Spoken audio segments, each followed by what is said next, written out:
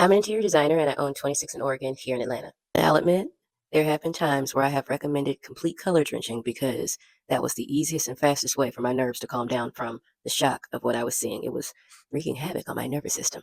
So let's take a look at what I'm talking about. Green and yellow, green and yellow. Okay, unless you're a Packers fan, I'm not quite sure how the previous homeowner ended up here, but honestly, it really wasn't that bad, but I ain't like it. And thank goodness for the client that I had. He was all over me doing something different. When I worked with this client 5 years ago, it was a whole home project, and we had pretty much chipped away at a lot of the budget, but the dining room still needed a refresh real bad. And so let me tell you what I did in order to calm the chaos. Keep in mind, we didn't have a lot of money left to complete this project, but the homeowner said two things. They were like, do what you want and give me room to seat 8 people. And I said, say less.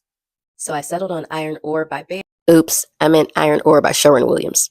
Called up my handy dandy and trusty painters to repair and patch up the walls and allocated almost the entire budget towards painting. I told them to hurry up and knock that green and yellow paint right on up out of there. And we kept it really simple. I drenched everything from the ceiling to the trim to the baseboards to everything in the room. We don't want no parts of that left.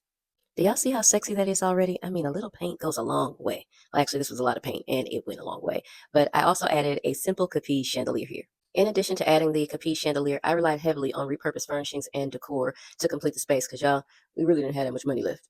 And I'm not going to lie, this actually turned out to be a really good, sexy, moody space for a bachelor. And 5 years later, this room still looks amazing and relevant, all because I was stressed out and needed all of the color noise to stop. This be a lesson to you. Don't be afraid to try this in your home. Color drenching saves lives.